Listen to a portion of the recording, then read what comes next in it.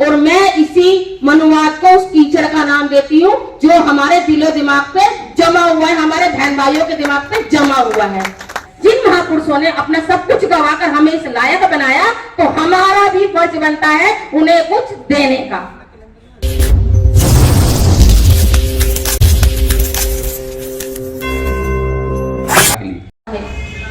अपने समाज में जन्मे सभी महापुरुषों को नमन करते हुए आप सभी अम्बेडकरवादियों को मेरा जय भीम। जय भीम। जय भीम। जय भीम। नमो बुद्धाय। नमो बुद्धाय। जब कमेटी जो है, पहले तो मैं उनका साधुवाद करूंगी कि उन्होंने मुझे बोलने का यहाँ मौका दिया और आपके सम्मुख अपने विचार रखने का मौका दिया। कल नया साल है और हमारा एक और त्योहार है, वो है शौर्य दिवस। कल के ही दिन 28,000 पेशवाओं को 500 महारों ने मौत के घाट उतारा था, यानी कि हराया था। इतने सूरवीर थे हमारे जो पूर्वज रहे हैं। अब बात कैलेंडर की हो रही है और संदीप बौद्ध जी ने बहुत कुछ बता दिया है कैलेंडर से। और हमारे घर में हमारे महापुरुषों के फोटो होना चाहिए, कैलेंडर होने चाहिए और वो हमारे ही होने चाहिए, क्योंकि अगर आप दूसरे कैलेंडर खरीदोगे तो उनमें तो वो हिंदू त्योहारों के ही नाम लिखते हैं, उनमें हमारे पूर्वजों का या हमारे त्योहारों का कोई भी अता पता नहीं होगा। तो सबसे पहले तो हमारे घरों में हमारे ही कैलेंडर होने चाहिए। जो भारत कैलेंडर है उनके संस्थापक को मैं बहुत बहुत मंगल कामनाएं देना चाहती हूँ। अब बात आती है बुद्ध धर्म की। देखिए, हम बाई बर्थ तो बहुत कम लोग होंगे जो बुद्ध धर्म में आए हैं। सब हिंदू धर्म को ही लात मारकर बुद्ध धर्म में आए हैं और बुद्ध धर्म में हमें जो लाए हैं वो कौन लाए हैं? बाबा साहब। हम बुद्ध धर्म के बारे में कुछ नहीं जानते थे। मैं बता दूं, मैं तो कुछ नहीं जानती थी और मैं बाबा साहब के बारे में भी नहीं जानती थी। ये कड़वी सच्चाई है, क्योंकि हमारे माँ बाप या हमारे दादा दादी उन्होंने कभी बताया ही नहीं। हम तो सोचते थे जो हमें अधिकार मिले हुए हैं वो सरकार देती है। सच में बता रही हूँ, यही था। क्योंकि मैं कम पढ़ी लिखी थी ही नहीं। शादी करती थी 14 साल की आयु में मेरी, तो 8वीं में पढ़ती थी, तो इतनी कुछ ज्यादा नॉलेज तो थी नहीं। और सही बताऊं, जब मैं मिशन में आई तो मैं 8वीं पढ़ी हुई थी। और जब मैंने बाबा साहब को जाना तो मैंने सबसे पहले उनका जो एक पहला मूल मंत्र है शिक्षा, उसको देखा और कहा बाबा साहब ने पहले तो सबसे पहले तो पढ़ने लिखने पे ही कहा है, जो मूल मंत्र उन्होंने हमें दिया है, और मैं तो पढ़ी लिखी हूं नहीं। तो मैंने सबसे पहले क्या किया कि 10वीं का फॉर्म भरा और मैंने 10वीं की। फिर मैंने 1 साल गैप किया, फिर मैंने 12वीं की, फिर मैंने बीए की। तो मैं बीए की भी हूँ, उससे आगे नहीं पढ़ पाई। तो पहले तो हम अपने आप को सुधारें, जो हमारे अंदर कमियां हैं, जो हमारे महापुरुषों ने हमें दिया है, उसको अपने अंदर ग्रहण करें। और फिर उसके बाद मैंने, जैसे आप लोग आए हैं, मैं भी ऐसे ही आई प्रोग्रामों के अंदर और मैंने बाबा साहब को जाना और बुद्ध को जाना और अन्य महापुरुषों को जाना। और उसके बाद मैंने जो मेरे घर में जो था वो आडंबर, जैसे संदीप बौद्ध जी बता रहे थे, मैं भी बहुत बड़ी भक्त थी। सच में मुझसे बड़ा भक्त कोई होगा नहीं, क्योंकि मैं बिना नहाए पूजा करे खाती नहीं थी, चाहे 6 बज जाए, कुछ भी हो जाए, दुनिया इधर से उधर हो जाए, लेकिन जब तक धूप बत्ती नहीं दिखाऊंगी मैं नहीं खाऊंगी। लेकिन जब मुझे ये पता चला कि जो कुछ भी हम लोग आज जी रहे हैं, खा रहे हैं, अच्छी जिंदगी जी रहे हैं, वो इनकी देन है ही नहीं, हमारे महापुरुषों की देन है, जिन्हों की ऐसे नहीं मिला हमें ये कुछ, उन्होंने सब कुछ अपना त्याग करके हम लोगों को इस लायक बना दिया। तो मैंने सबसे पहले क्या किया, उन्हीं को एक पोटली में बांधा और अपने घर से बाहर का रास्ता दिखा दी। और उसको दिखाने के बाद मैंने, उससे पहले देखिए मैं बताऊं आपको, मैं बहुत आडंबर करती थी। कभी कीर्तन कराना, कभी जागरण कराने, कभी पूजा पाठ कराने, कभी किसी तीर्थ स्थान पे जाना, कभी कहीं जाना, तो मेरा पैसा बहुत खर्च होता था। और मेरा जो घर था वो थोड़ा नीचे में था और हमारे ही बगल में 2-3 घर छोड़ के एक नाला बहता है, और जब भी बरसात आती उस नाले का पानी मेरे घर के अंदर आ जाता। अब देखिए, जब नाले का पानी घर में भरेगा तो आप क्या करोगे? अपने बच्चों को ही तो बचाओगे। लेकिन मैं किनको बचाती थी? उन्हीं पत्थरों को। मैं उनको उठा उठा के रखती थी, कहीं गंदा पानी ना लग जाए इनको। अपने बच्चों का ध्यान नहीं था मुझे। देखिए, ये दिमाग है ना, धार्मिक गुलाम हम इसी तरीके से बनते हैं।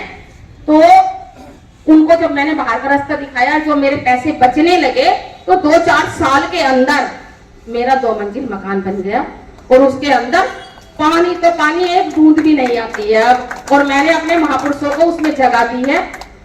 देखिए, ये ऐसे नहीं होता है। मैं भी जानती हूँ कि जब मैं इस जो ये मैं बता रही हूँ आपको, अपने घर से निकालना और इन जितने भी आडंबर है इनको छोड़ना बड़ा मुश्किल होता है, क्योंकि हम लोग जब बचपन से पले बड़े हुए उसी के अंदर, तो वो एक ऐसी गंदगी है जो कीचड़ होता है।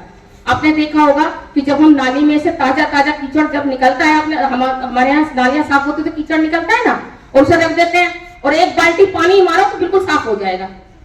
लेकिन अगर आपने वो कीचड़ निकाल के छोड़ दिया महीने 2 महीने के लिए, तो क्या होगा, जम जाएगा। और जमने के बाद अगर आप उसमें पानी मारोगे तो वो छूटेगा नहीं। आप उसको खुरच खुरच के छुटाओगे तब छूटेगा, लेकिन फिर भी अपना निशान छोड़ जाएगा। और मैं इसी मनुवाद को उस कीचड़ का नाम देती हूँ जो हमारे दिलो दिमाग पे जमा हुआ है, हमारे बहन भाइयों के दिमाग पे जमा हुआ है। आप हम कहते हैं कि भाई देखो, हम इनको बता रहे हैं, देखिए ये इतना आडंबर कर रखी है, लेकिन ये तो सोचिए ना कि वो बरसों का कीचड़ है, वो इतनी जल्दी कैसे धुल जाएगा हमारे दिमागों से। हमें बार बार उसको धोना पड़ेगा। जब हम वो दाग रह जाता है उसको बार बार धोते हैं तो वो धुल जाता है और साफ हो जाता है। वैसे ही ये मनुवाद है। हमें ये प्रयास करते रहना चाहिए, अपने लोगों के बीच में जा जाकर बार बार बता देना चाहिए उनको कि हमारे महापुरुष ये हैं, उन्होंने हमारे लिए ये किया, बुद्धम ये है कि वही हमारा कोई धर्म मरम नहीं है। हमें इस बुद्धम को अपनाना है और इस राह पर चलना है। इस राह से आपका कल्याण होगा और इसकी जो विशेषताएं ये हैं, हमें ये बताना चाहिए। क्योंकि आप देखते हो, सुबह उठते ही आपने देखा होगा कि मंदिरों की घंटियां शुरू हो जाती है 5 बजे, हमारे यहाँ कानों बजती रहती है और उनकी जो आरतियां होती है ना, आप सुनो या ना सुनो, वो सुनाते हैं आपको, और आपको, आप मंदिर में भी ना जाओ तो आपको वैसे भी वो याद हो जाएगी। हमें वही काम करना है, अपने घर में अपने बुद्ध धर्म की अपनी जो वाणियां हैं उनको लगाना है, बाबा साहब के जो संदेश है उनको लगाना है, जिससे हमारे पड़ोसी भी सुने और उनको भी वो सब चीज याद हो जाए और वो खुद आकर कहें कि भाई ये बुद्धम जो है तो बड़ा अच्छा है, इसकी विशेषता तो बहुत अच्छी है, आपने जब चला रखा तो हम रोज सुनते हैं। तो ये होना चाहिए, हमें ये करना चाहिए। लेकिन हमारी जो महिलाएं हैं, देखिए गलती उनकी नहीं है। हमारे पुरुष क्या करते हैं कि खुद तो चले आते हैं बन ठन के, सुबह सुबह कहीं प्रोग्राम होता है और बहू बीवी से कह देते हैं कि जल्दी से 2 पराठे बना दे और चाय दे दे, मैं जा रहा हूँ खाना खा के, नहीं तो लेट हो जाऊंगा, और उनको वहां काम करने के लिए छोड़ आते हैं। तो उनकी गलती थोड़ी ना है। और वो जो आस पड़ोस में देखेंगी, सीखेंगी, आस पड़ोस में करेंगी, वही तो सीखेंगी ना वो, तो उनकी गलती कोई है। ये गलती तो हमारे घर के पुरुषों की है, उनको लाना चाहिए ना। अगर वो लाएंगे तभी तो वो जानेंगी। जैसे आप जो जितने भी पुरुष यहाँ अपनी पत्नियों को, अपने बेटों को, अपने बच्चियों को लेकर आए, उनके लिए ताली बजा दीजिए, क्योंकि देखिए जो लेकर आए और जो नहीं लेकर आएंगे वो अगली बार लेकर आएंगे, क्योंकि जब ही उसमें ही हमारे बुद्धम की प्रचार होगा। क्योंकि देखिए हमारे घर की नहीं, सभी महिलाएं चुगली बहुत अच्छी करती हैं। जो भी सुन के जाएंगे ना, कहीं भी सुन लेंगी तो दूसरे से कहेंगी जरूर। जब तक उनके पेट का दर्द नहीं निकलेगा, वो बात किसी से कह नहीं देंगी, तब तक उनको चैन नहीं आता। तो जो यहाँ सुनकर जाएंगी वो अपने पास पड़ोस में भी तो कहेंगी, अपने घर में भी तो जाके कहेंगी, अपनी दौरानी जेठानी से सबसे कहेंगी या नहीं कहेंगी। अब देखिए जैसे मैंने जो सुना, मैं अपनी रिश्तेदारी में जाती हूँ क्योंकि वो बहुत ज्यादा हिंदू धर्म में लिप्त है, उनको बताती हूँ।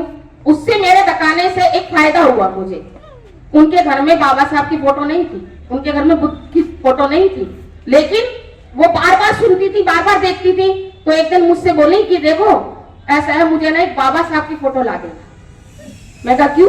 करी मैं घर में लगाऊंगी। अब बताइए, वो 33 करोड़ों के फोटो तो खरीद कर रख सकती हैं, चाहे वो कितने का भी आ जाए, लेकिन 100 रुपए का एक फोटो बाबा साहब का उनसे खरीदा नहीं गया। ये तो हमारे जो रिश्तेदार हैं, चाहे हम हैं, चाहे कोई भी है, ये बहुत ज्यादा मतलब दुख की बात है कि भाई आप हजारों रुपए की वो तस्वीर तो ले आते हैं जिन्होंने आपको कुछ नहीं दिया, लेकिन जिसने अपना सब कुछ कुर्बान करके आपको उनको खरीदने लायक बना दिया, उनकी फोटो आप नहीं ला सकते। ये विडंबना है। तो मैंने उनको बाबा साहब की फोटो दे दी। अब कुछ दिन बाद फिर फोन आया मुझे कि वो दीदी, मैंने कहा हाँ, बुद्ध की और फोटो दे देना मुझे। फिर मैंने उनको बुद्ध की फोटो दे दी। अब जो मेरी छोटी वाली देवरानी है उसने देखा कि बड़ी वाली के घर में तो बुद्ध की फोटो भी लगी है, बाबा साहब की लगी है। उनसे पूछा कि ये कहाँ से लाई हो? तेरी दीदी ने दी है। तो उसने मुझे फोन करा कि मुझे बाबा साहब की और बुद्ध की दोनों की चाहिए एक साथ। तो फिर मैं वो भी दे आई। तो हमें निरंतर प्रयास करते रहना चाहिए, हमारा धर्म इसी तरीके से बढ़ेगा। और आपको एक बात और बता दूं, देखिए ज्यादा बात नहीं है क्योंकि उनको कहीं और भी जाना है, फिर कभी बताऊंगी। हमें बुद्ध धर्म के प्रचार के लिए हमेशा प्रयास रहना चाहिए, क्योंकि जो हमारे महापुरुष हैं उन्होंने भी तो हमारे लिए टाइम दिया ना, अपना सब कुछ कुर्बान किया। तो हमारा फर्ज बनता है कि हम अपना 2-2 घंटे बाबा साहब, चाहे बुद्ध प्रचार, चाहे अपने अन्य महापुरुषों की जितना भी जो कुछ भी हमें आता है, जो कुछ भी आता है उसका प्रचार जरूर करें। और जब हम प्रचार करते रहेंगे तो हमारा बाबा साहब का एक सपना था कि भारत बौद्ध में होना चाहिए और हमारा ही शासक होना चाहिए। तो अभी तक भारत ना तो बौद्ध में हुआ है, ना ही हमारे शासक बन रहे हैं। तो उसके लिए हमें प्रयासरत रहना चाहिए ना। हम अपने बाबा साहब की 2 इच्छाएं तो पूरी कर सकते हैं ना। अब इस काबिल बन चुके हैं। उस टाइम पे जब बाबा साहब के चाहे अन्य महापुरुष थे तब तो कुछ भी नहीं था उनके पास में। आज हमारे पास बंगले हैं, गाड़ियां हैं, अच्छी नौकरियां हैं, हम आ जा सकते हैं, हमें जाने की पूरी आजादी है। तो क्या हम 2 घंटे अपने महापुरुषों के लिए नहीं दे सकते? देना चाहिए। देखिए मैं हूं, मेरा भी तो एक परिवार है, पूरा परिवार है, उसके लिए भी समय देती हूँ और समाज के लिए भी समय देती हूँ। क्यों देती हूँ? क्योंकि मेरा फर्ज बनता है। जिन महापुरुषों ने अपना सब कुछ गवाकर हमें इस लायक बनाया, तो हमारा भी फर्ज बनता है उन्हें कुछ देने का। तो इसके लिए सब महिलाएं तैयार रहें, सिर्फ घर तक में ही सीमित ना रहे, क्योंकि घर तक तो हम सीमित तब पर भी थे तब हमें संविधान में 50% की भागीदारी नहीं मिली थी। तब पर भी हम बच्चे ही पैदा करती थी, 4 लाते खाती थी और वहीं मर जाती थी। लेकिन बाबा साहब ने उस गंदगी से, उस गुलामी से हमें आजादी दी और हमें बराबर 50% की भागीदारी। तो अगर पुरुषों का फर्ज बनता है मिशन में काम करने का, तो हम महिलाओं का भी फर्ज बनता है मिशन में काम करने का। और देखिए जो कुछ भी हमारे महापुरुषों ने दिया वो सब कुछ खत्म होने की कगार पे आ चुका है, ये किसी से छुपा नहीं है। इस सब जानते हैं कि जिन लोगों से बाबा साहब ने हमें छीन कर हमें सब कुछ दिया, आज उन्हीं लोगों के हाथ में हमने दोबारा दे दिया। और जिसका राजा होता है, जिसका सब राजनीति मजबूत होती है, उसका ही सब कुछ मजबूत होता है। चाहे आर्थिक स्थिति हो, चाहे राजनीतिक स्थिति हो, चाहे धर्म हो। तो अगर हमें इन सब चीजों को बचाना है, अपने आने वाली पीढ़ी के लिए कुछ बचाकर रखना है या उनको कुछ देना है, जैसे हमारे महापुरुष हमें देकर गए, हमें भी तो अपने बच्चों को कुछ देना चाहिए नहीं चाहिए? उनका ही फर्ज थोड़ा जाता कि जो हमें वो देकर गए, हमें अपने बच्चों को, आने वाली पीढ़ी को कुछ देना नहीं है। अगर हम कुछ नहीं देके गए और हमने सब कुछ खत्म करवा दिया, तो हमारी आने वाली पीढ़ी हमें गालियां देगी कि देखिए हमारे महापुरुषों ने अपना सब कुछ गंवाकर हमें उस कारवा को खींचकर यहाँ तक लाए, और जो हमारे बाप दादा रहे, उस जो उन्होंने हमें दिया उसको तो बचा नहीं पाए।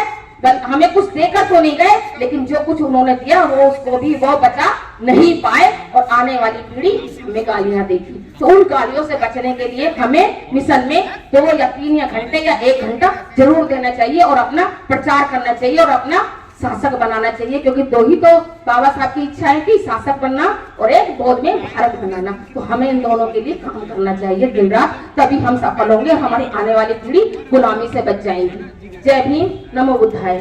4 लाइनें बाबा साहब के लिए जरूर कहूंगी, क्योंकि मैं हमेशा कहती हूँ एक प्रोग्राम में, कहीं भी जाती हूँ, बाबा साहब आपने कमाल कर दिया, बाबा साहब आपने कमाल कर दिया। बरसों की गुलामी से हम महिलाओं को आजाद कर दिया, बरसों की गुलामी से हम महिलाओं को आजाद कर दिया। मान सम्मान की जिंदगी से माला माल कर दिया, मान सम्मान की जिंदगी से माला माल कर दिया। इसलिए मैंने भी अपना जीवन भीम मिशन के नाम कर दिया, जय भीम, नमो बुद्धाय। धन्यवाद। साधु साधु। अच्छी कलाकृति करी हुई है उन्होंने, बहुत ही अच्छी, बहुत ही सुंदर। और वो स्तूप भी इतना अच्छा है, अंदर से ईंटों का बना हुआ है और बाहर से पत्थरों का उस पे ऐसे आवरण दिया हुआ है। उसी के सामने एक सेकंड स्तूप है, जिसमें महामोगलैंड और सारी पुस्तक की अस्थियां रखी हुई है उसी के सामने। और हर वो अस्थियां अभी वहाँ पे नहीं है, एक सामने एक श्रीलंका का बौद्ध विहार बना हुआ है। हर नवंबर के एंड में वहाँ पे इसको निकालते हैं और इसकी पूजा करते हैं और बहुत बड़ा मेला भरता है सांची का। और एक तीसरा स्तूप भी है जो बिल्कुल वहाँ से थोड़ा सा आगे निकलेंगे, वहाँ पे एक पॉन्ड भी बना हुआ है, वहीं पे है वो स्तूप। वहाँ भी जो उनके धंधे जी है और उनकी सबकी अस्थियां रखी हुई है। और वहाँ पे ना एक अपने धम्म लिपि में लिखा हुआ है कि किसने किसने दान दिया हुआ है, पूरे ऐसे लिखा हुआ है पूरे इस पे। तो बहुत ही अच्छा है, मुझे लगता है सबने जाना चाहिए। हम तो जाके आए, हमें बहुत अच्छा लगा, बहुत मजा।